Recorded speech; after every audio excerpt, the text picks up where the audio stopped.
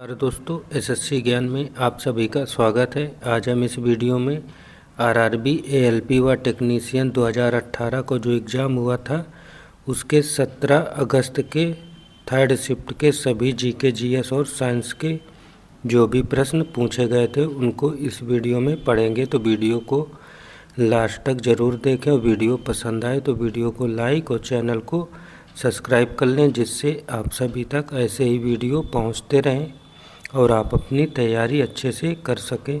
तो देखते हैं थर्ड शिफ्ट में किस टाइप के और कैसे प्रश्न पूछे गए थे, क्योंकि अब रेलवे एएलपी के एग्ज़ाम में बहुत कम समय बचा हुआ है, लगभग 15 दिन का।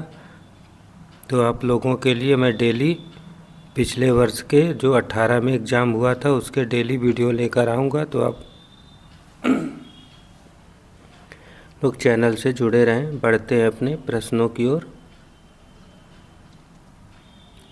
पहला प्रश्न जो पूछा गया था, फरवरी 2018 से भारत की रक्षा मंत्री कौन है? तो इसका आंसर होगा निर्मला सीतारमण। ऑप्शन सेकंड इसका राइट आंसर होगा। फिर अगला प्रश्न है, इंदिरा पॉइंट भारत का दक्षिणी बिंदु है, ग्रेट निकोबार द्वीप के किस सिरे पर स्थित है? तो इसका आंसर होगा यह दक्षिणी सिरे पर स्थित है। ऑप्शन 4 इसका राइट आंसर होगा।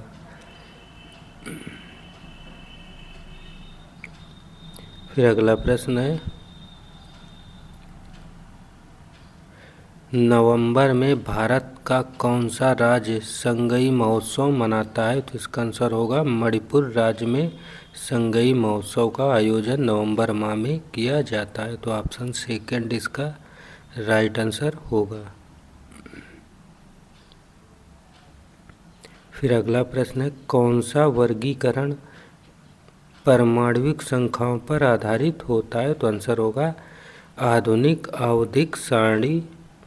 ऑप्शन 4 इसका राइट आंसर होगा।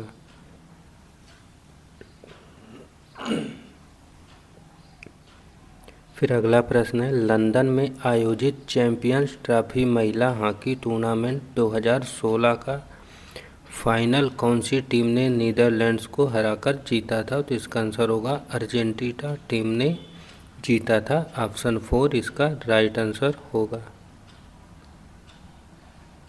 अगला प्रश्न है, निम्न विकल्पों का सही चयन करना है कि कार्य जिस प्रकार जूल से संबंधित है उसी प्रकार पावर का संबंध किससे होगा? तो पावर का संबंध वाट से होता है। ऑप्शन 3 इसका राइट आंसर होगा।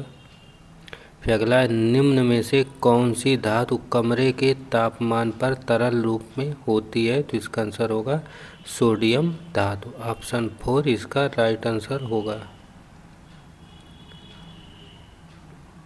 फिर अगला है, अंडा अंडाशय से कोख में किसके माध्यम से लाया जाता है? तो आंसर होगा डिंब वाहिनी द्वारा। फिर अगला है, निम्न में से कौन सा एक उपयोग सामान्यतः सटीक पीएच को मापने के लिए एक संकेतक के रूप में किया जाता है? तो इसका आंसर होगा यूनिवर्सल इंडिकेटर। ऑप्शन सेकंड इसका राइट आंसर हो जाएगा। फिर अगला प्रश्न पूछा है, हमारी ज़रूरतों के अनुसार धातु को अलग अलग आकार दिए जा सकते हैं क्योंकि उनमें निम्न में से कौन से गुण होते हैं? तो इसका आंसर होगा धातुओं में आघातवर्धनीयता और तन्यता का गुण पाया जाता है। तो ऑप्शन 4 जो है इसका राइट आंसर हो जाएगा।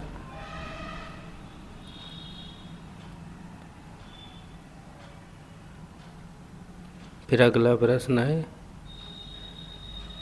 निम्न में से निर्णय लीजिए कि निम्नलिखित विवादों में से कौन सा विवाद सशक्त है। ये रीजनिंग से संबंधित प्रश्न है, क्योंकि इसमें रीजनिंग, मैथ और साइंस जीएस के सारे प्रश्न मिक्सअप पूछे जाते हैं रेलवे द्वारा। अब हम अगला प्रश्न देखते हैं, पौधों में बौनापन निम्न में से किसके उपचार द्वारा नियंत्रित किया जा सकता है? तो आंसर होगा गिबरेलिक अम्ल के द्वारा इन्हें नियंत्रित किया जा सकता है। तो ऑप्शन सेकंड जो है इसका राइट आंसर हो जाएगा।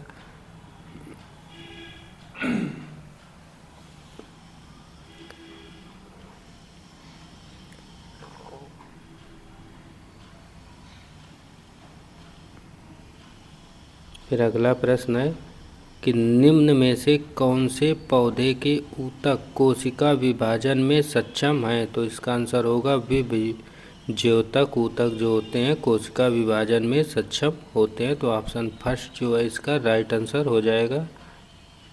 फिर अगला था भारत के आर अश्विन सिर्फ 54 टेस्ट में सबसे अधिक तेजी से 300 टेस्ट विकेट लेने वाले तेज गेंदबाज बन गए हैं। यह ऐतिहासिक टेस्ट मैच कहाँ खेला गया था। तो इसका आंसर होगा नागपुर में खेला गया था। ऑप्शन थर्ड इसका राइट आंसर हो जाएगा। फिर अगला है कौन एक चीनी बौद्ध भिक्षु था जिसने नालंदा में बौद्ध शास्त्रों का अध्ययन किया था और 627 से 643 ईस्वी तक भारत की 17 वर्ष की लंबी यात्रा के लिए प्रसिद्ध हैं। तो आंसर होगा वेनसांग।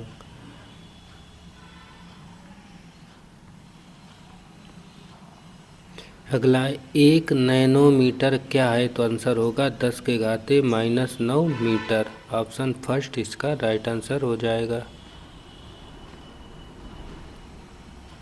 आप लोग देख रहे होंगे किस टाइप के और किस लेवल के प्रश्न और कहाँ से प्रश्न पूछे जाते हैं एएलपी एग्जाम में। तो आप लोग उन टॉपिक्स को अच्छे से तैयार कर लें। अगला है मनुष्य के लिए निम्न में से कौन सा प्राकृतिक ऊतक का एक सबसे बड़ा स्रोत है। तो इसका आंसर हो जाएगा सूर्य। ऑप्शन 4 इसका राइट आंसर हो जाएगा।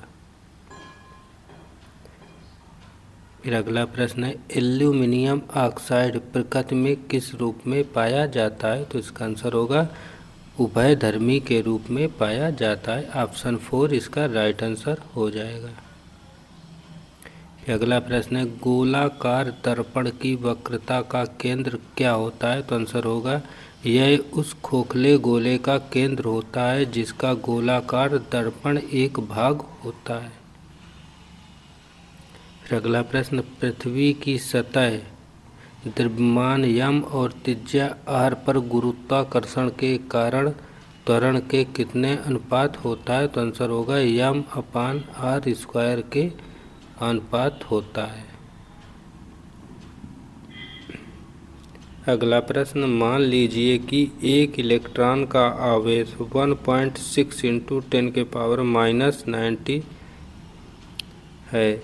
जब तार में 1 एम्पीयर विद्युत धारा प्रवाहित होती है तब तार के एक अनुभाग से प्रत्येक सेकंड में प्रवाहित होने वाले इलेक्ट्रॉनों की संख्या कितनी होगी। तो आंसर होगा 6.25 × 10⁻18 के बराबर होगी। फिर अगला प्रश्न है भारत के नवनिर्वाचित विदेश सचिव कौन है जिन्होंने 2018 के प्रारंभ से अपना कार्यभार ग्रहण किया था। तो आंसर था विजय केशव गोखले।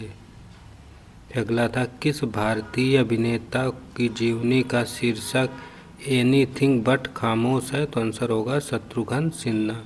और आप लोगों ने देखा होगा प्रीवियस ईयर में हर एक शिफ्ट में पुस्तक से एक प्रश्न जरूर पूछा जा रहा है और 1 से 2 प्रश्न पीरियाडिक टेबल से। तो आप लोग इन टॉपिक्स को जरूर अच्छे से तैयार कर लें।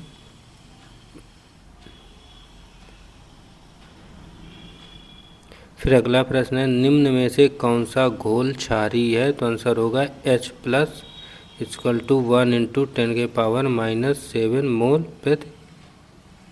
ऑप्शन फर्स्ट इसका राइट आंसर हो जाएगा। फिर अगला प्रश्न है मुंबई और अहमदाबाद के बीच हाई स्पीड रेल लिंक स्थापित करने के लिए भारत किस देश से मिलकर कार्य कर रहा है। तो आंसर होगा जापान से।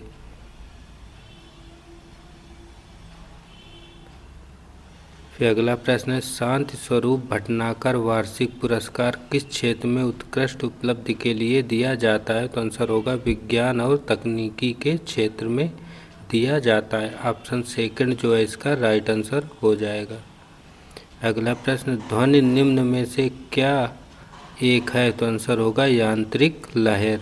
ऑप्शन थर्ड इसका राइट आंसर हो जाएगा। अगला प्रश्न है वेग में परिवर्तन की दर को क्या कहा जाता है। तो आंसर होगा त्वरण कहा जाता है। ऑप्शन थर्ड इसका राइट आंसर हो जाएगा।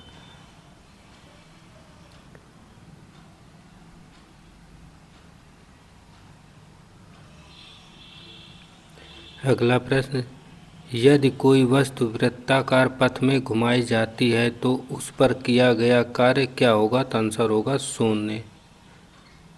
अगला प्रश्न, गतिशील जीवाणु कोशिका को क्या कहा जाता है? तो आंसर होगा नर युग्मक। ऑप्शन फर्स्ट इसका राइट आंसर हो जाएगा।